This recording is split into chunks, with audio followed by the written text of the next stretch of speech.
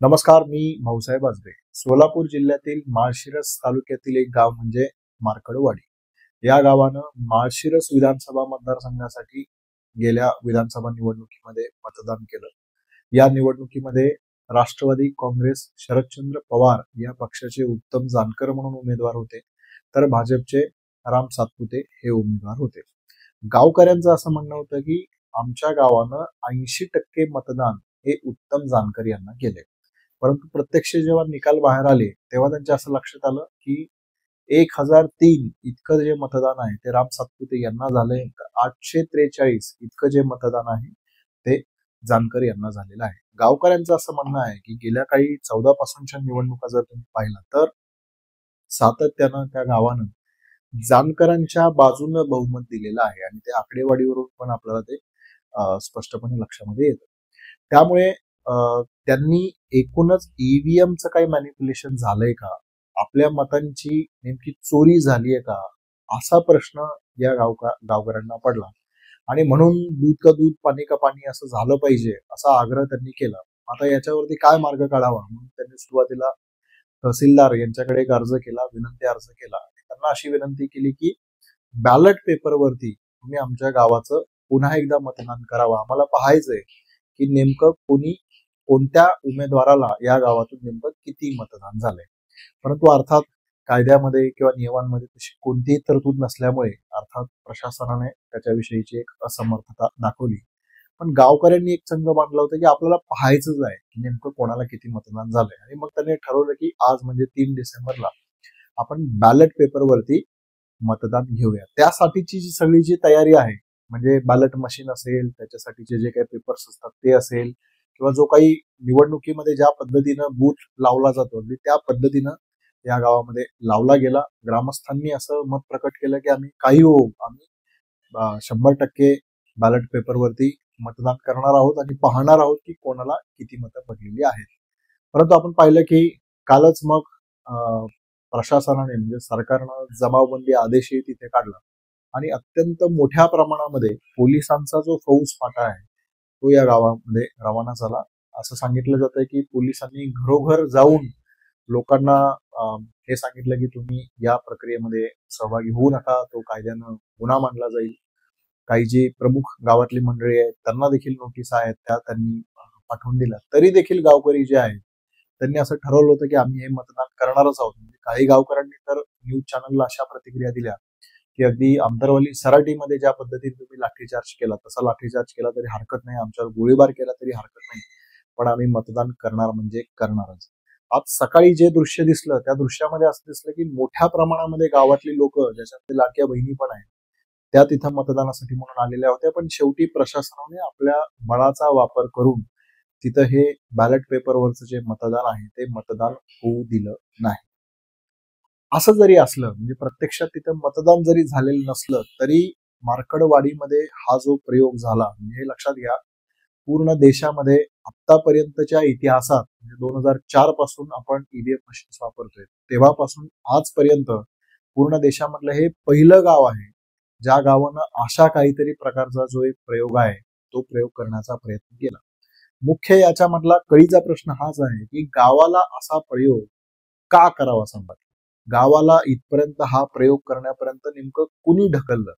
त्याचं उघड उत्तर आहे की इलेक्शन कमिशन हेच या गोष्टींना जबाबदार आहे. म्हणजे पहा, ईव्हीएम मशीन याच्यामध्ये काही मॅनिप्युलेशन झालंय किंवा न झालंय याच्याविषयी छातीटोकपणे कुणी काही सांगू शकत नाही. परंतु आपण जर याविषयीचे जे तज्ज्ञ आहेत म्हणजे माधव देशपांडे म्हणून यातले एक ईव्हीएम मधले एक तज्ज्ञ आहेत, ते तज्ज्ञ असं म्हणतात की मॅनिप्युलेशन या निवडणुकीत झालं की नाही झालं माहित नाही, पण मॅनिप्युलेशन होऊ शकतं का, तर निश्चित होऊ शकतं असं त्यांनी मत प्रकट केलंय. आणि त्याच्यामध्ये मग ईव्हीएम मध्ये जी एक चिप वापरली जाते त्या चिपचा जो प्रोग्राम आहे तो जर त्या पद्धतीनं त्याची रचना झालेली असेल, उदाहरणार्थ प्रत्येक तिसरं जे मत आहे ते विशिष्ट उमेदवाराला जायला हवा, अशा प्रकारे जर काही त्याची रचना झालेली असेल तर ईव्हीएम मॅनिप्युलेशन जे आहे ते निश्चितपणे होऊ शकतं. किंवा अगदी त्यांनी इथपर्यंतही सांगितलं होतं की व्हीव्हीपॅट मशीन जे आहे त्याच्यामध्ये जे काही स्लिप पडतात त्याचं SLU म्हणून जे युनिट आहे त्याच्यामध्ये पण मॅनिप्युलेशन होऊन व्हीव्हीपॅट मध्ये ज्या स्लिप पडतात त्याच्यामध्ये पण काही गडबडीची जी शक्यता आहे ती थेरॉटिकली आहे. प्रत्यक्ष तशी झाली की माहीत नाही, पण थेरॉटिकली ती आहे. आणि त्याच्यामुळेच मुद्दा असा आहे की एक अविश्वासाचं ईव्हीएम विषयीचं जे वातावरण आहे ते केवळ मार्कडवाडी या गावामध्येच नव्हे, तर आपण असं म्हणूया की पूर्ण महाराष्ट्रामध्ये तुम्हाला असं दिसेल. आणि त्यामागचं उघड कारण असं होतं की कोणताही सर्वे, कोणताही पत्रकार, अगदी सत्ताधारी पक्षातली जी लोक आहेत त्यांच्यापैकी कोणीही असा दावा करत नव्हतं की इतक्या मोठ्या प्रमाणामध्ये मॅन्डेट जो आहे तो महायुतीला मिळेल. सगळ्यांचं असं म्हणणं होतं की एक अत्यंत चुरशीची अशी लढाई आहे आणि याच्यामध्ये नेमका कोणाला एज आहे हे सांगता येत नाही. ज्या एक्झिट पोलनं एज आहे असं दाखवलं त्यांनी देखील खरं तर 160, 170 यापेक्षा अधिक जागा ज्या आहेत त्या महायुतीला दाखवलेल्या नव्हत्या. आणि हा निकाल आल्यानंतर जे आपण पाहिलं की इतका मॅन्डेट जर मोठा मिळालेला असेल तर ज्या प्रकारचं एक सेलिब्रेशन, ज्या प्रकारचा एक उत्साह आणि तो विजय साजरा करण्याचा जो एक माहोल म्हणतात तो आपल्याला अब्सोल्युटली दिसला नाही. आणि म्हणूनच केवळ विरोधकच नव्हे तर लोकांमध्येही महाराष्ट्रात तुम्ही कुठेही जा तुम्हाला गल्लोगल्ली ही चर्चा दिसेल की खरोखरच असाच हा निकाल आलेला आहे का, हा मॅनिप्युलेट झालेला आहे, ईव्हीएमचा हा निकाल आहे, आपली जी मतं आपण जी दिलेली आहे ती चोरी करून हा मॅनेज झालेला निकाल आहे का, असा प्रश्न लोकांच्या मनामध्ये निर्माण झालेला आहे. आणि हा मनातला जो प्रश्न आहे ते काढून टाकणं किंवा त्याचं निराकरण करणं जे आहे ते खरंच खूप सोपी प्रक्रिया आहे. म्हणजे इलेक्शन कमिशननं जर असं ठरवलं की व्हीव्हीपॅटचं 100% काउंटिंग करणं, म्हणजे समजा एखाद्या उमेदवाराला जर शंका आली किंवा जे तुम्ही ईव्हीएमचं काउंटिंग केलंय त्याच्याविषयी आम्ही सहमत नाही आहोत आणि मग जर 100% व्हीव्हीपॅटचं काउंटिंग केलं तर ईव्हीएम विषयीची जी शंका आहे ती अब्सोल्युटली कोणत्या प्रकारची लोकांच्या मनामध्ये राहणार नाही. आणि दुसरा मुद्दा असा की जे माधव देशपांडेंसारखे जे तज्ज्ञ आहेत त्यांनी ते दाखवून दिले की जर ईव्हीएम चिपचा जो प्रोग्राम आहे, त्याचा जो सोर्स कोड आहे तो जर तुम्ही पब्लिक केला, तो जर सर्वांनाच तुम्ही दाखवला की अशा अशा प्रकारचा तो आहे, पारदर्शकपणे पद्धतीने तो तुम्ही दाखवला, तर त्याच्याविषयीचा जो संशय किंवा शंका आहे ती देखील नाहीशी होईल. त्यामुळे काम सोपं आहे, पण इलेक्शन कमिशन त्यावर तसा निर्णय का घेत नाहीये हा त्यातला मोठा प्रश्न आहे. तो तसा निर्णय घेत नसल्यामुळे पुन्हा लोकांचा जो संशय आहे तो अधिक बळावला जातोय हे आपण इथं लक्षात घ्यायला हवं. आता ह्या मार्कडवाडी गावाच्या संदर्भात पण बघा की जानकर हे निवडून आलेले उमेदवार आहेत. ते निवडून आलेले असतानाही ते त्या गावातले लोक असं म्हणतात की आम्हाला पुन्हा बॅलेटवर चेक करायचंय कोणाला किती मतं मिळाली.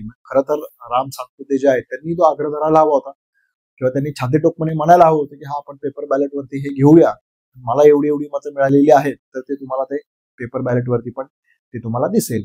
म्हणजे महायुती किंवा भाजप जर इतक्या प्रचंड मॅन्डेटनं निवडून येत असेल आणि आपण मॅन्डेटनच निवडून येतोय हा त्यांना आत्मविश्वास असेल तर त्यांनी ईव्हीएम 100% त्याचं व्हीव्हीपॅटचं काउंटिंग झालं पाहिजे अशी मागणी घेतली पाहिजे किंवा 100% जे मतदार आहे ते बॅलेट पेपरवर झालं तरी आमची काही हरकत नाही अशी त्यांनी भूमिका घेतली पाहिजे. पण तशी जी भूमिका घेत नाही त्याच्यामुळे देखील प्रश्न हा जो आहे तो बळावतोय. मार्कडवाडीमध्ये प्रशासनाने बॅलेट पेपरवर जरी मतदान होऊ दिलेलं नसलं तरी मार्कडवाडीमध्ये जे काही घडलंय ते ऐतिहासिक आहे. ते नवीन परिवर्तन होऊ घातलेल्या परिवर्तनाची सुरुवात आहे असंच आपल्याला म्हणावं लागेल. कारण लक्षात घ्या लोकशाहीमध्ये मतदार हा राजा आहे आणि या मतदार राजाचा जर निवडणूक प्रक्रियेवरती अविश्वास असेल तर इलेक्शन कमिशन, सरकार किंवा सर्वोच्च न्यायालय यापैकी कोणालाही त्याकडे दुर्लक्ष करता येणार नाही. त्यांना ते गांभीर्यानंच घ्यावं लागेल आणि निवडणूक प्रक्रियेवरचा विश्वास पुनर्स्थापित करण्यासाठी जी पारदर्शकता आणायला हवी ती त्यांना आज ना उद्या आणावीच लागेल. मग ही पारदर्शकता व्हीव्हीपॅटचं 100% काउंटिंग करण्याच्या माध्यमातून असू द्या किंवा ही पारदर्शकता जो ईव्हीएमची जी चिप आहे त्याचा प्रोग्राम किंवा सोर्स कोड जो आहे तो जाहीर करण्यामधून असू द्या किंवा संपूर्ण निवडणूक प्रक्रिया जी आहे ती अमेरिकेसारखी बॅलेट पेपर करण्यातून असू द्या, यापैकी कोणताही तो मार्ग असू शकतो. परंतु त्याचा विचार, गांभीर्याने विचार हा इलेक्शन कमिशनला करावाच लागेल. कारण मार्कडवाडीमध्ये जे काही घडलं ते आज एका गावामध्ये घडतंय, परंतु हा विश्वास जर निर्माण झाला नाही तर हा वणवा देशभर लागण्यास वेळ लागणार नाही.